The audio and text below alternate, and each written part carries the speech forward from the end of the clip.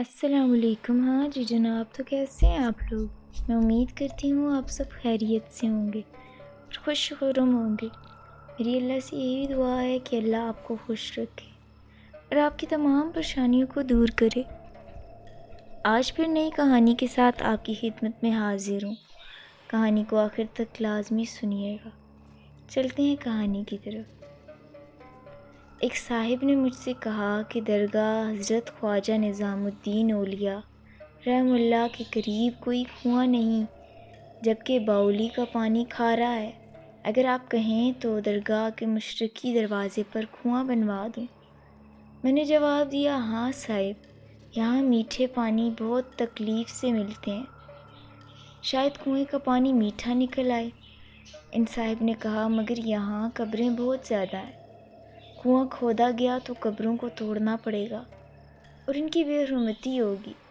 میں نے کہا کہ قبروں کی ہڈیاں دوسری جگہ احتیاط سے دفن کر دینا، کیونکہ پانی کی ضرورت بہت زیادہ ہے۔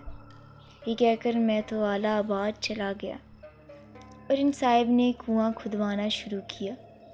قبروں سے ہڈیاں نکلتی تھیں تو دوسری جگہ ادب و احترام سے دفن کرا دیتے، یہاں تک کہ جب پانی کے قریب پہنچے تو وہاں کسی آدمی کا پورا ڈھانچہ نظر آیا۔ سب کو حیرت ہوئی کہ بالائی قبروں کی ہڈیاں ٹوٹی ہوئی تھیں، مگر اتنی گہری جگہ میں یہ پورے آدمی کا ڈھانچہ کیوں ہے باقی، اور اتنی گہری قبروں کس نے بنائی؟ بہرحال اس ڈھانچے کو دیکھ کر مزدور ڈر گئے۔ انہوں نے ان ہڈیوں کو ہاتھ لگانے سے انکار کیا تو کنواں کھدوانے والے صاحب خود رسے میں اٹھا کر کنویں میں اترے۔ انہوں نے کدال ہاتھ میں لی، ڈھانچے کے گھٹنے پر مارا تاکہ ہڈیاں توڑ کر اوپر لے جائیں اور کسی جگہ دفن کر دیں۔ کدال کے مارتے ہی ان کا گورا رنگ کالا ہو گیا اور وہ دیوانوں کی سی باتیں کرنے لگے۔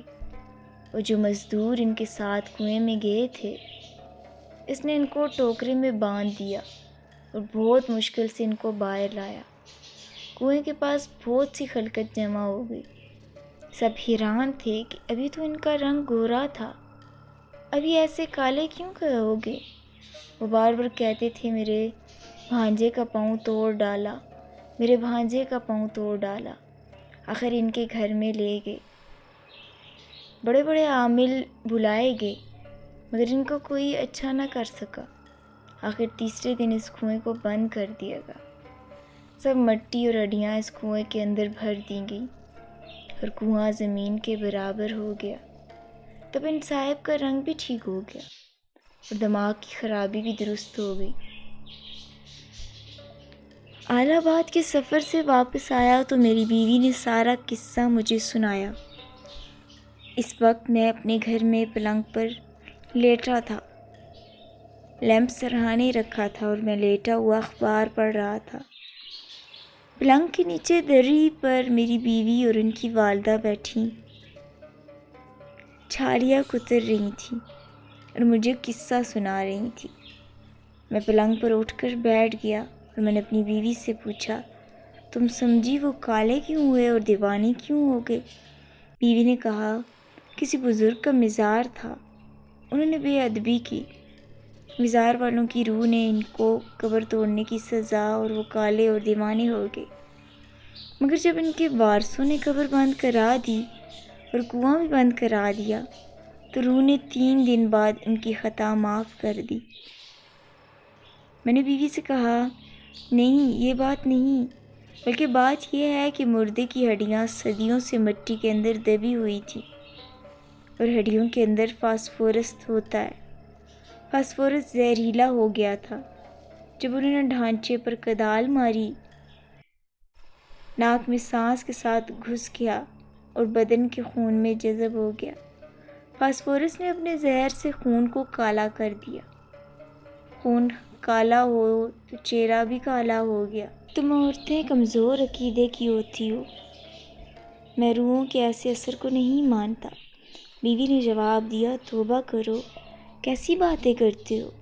میں نے کہا، کم از کم میری عقل تمہاری طرح بودھی نہیں ہے۔ بیوی نے کہا، جانے دو، یہ باتیں چھوڑو، اپنا اخبار پڑھو۔ اور میں ہنسا اور اخبار پڑھنے لگا۔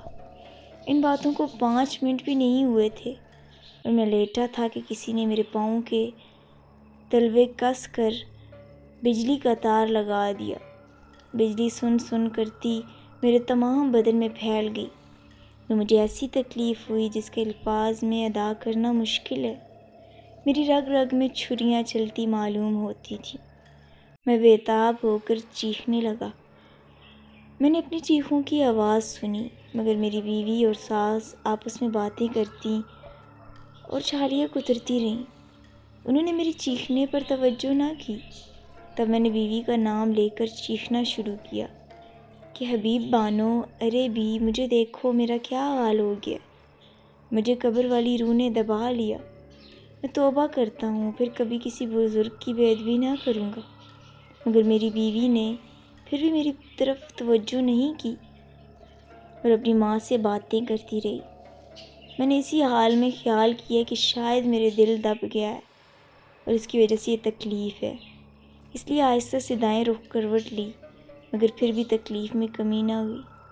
تب میں نے توبہ کرنی شروع کی اور عہد کیا کہ کبھی روحوں کی بے ادبی نہ کروں گا۔ یہ کہتے ہی وہ کیفیت جو سر سے پاؤں تک چھائی ہوئی تھی پیروں کی طرف جاتی ہوئی معلوم ہوئی، یہاں تک کہ تھوڑی دیر میں بالکل جاتی رہی۔ میں نے پھر اپنے بیوی کو پکارا تو انہوں نے فوراً جواب دیا۔ میں نے ان سے کہا، ابھی 5 منٹ تک میں سخت تکلیف میں مبتلا رہا اور تم کو آوازیں دیں، مگر تم نہ بولی۔ بیوی نے کہا، تم تو سو گئے تھے اور اخبار تمہارے ہاتھ سے گر پڑا تھا۔ میں نے کہا، کیا تم دونوں فلاں باتیں نہیں کر رہی تھی؟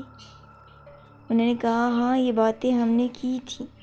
میں نے کہا، اگر میں سو گیا تھا تو میں نے تمہاری یہ باتیں کیوں سنی؟ اب اس سوال کا جواب میری بیوی نہ دے سکی۔ شاید سائنسدان اس پر کچھ روشنی ڈال سکیں۔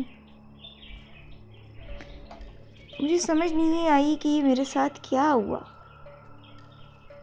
آج تک اس بات کو میں سمجھ نہ سکا۔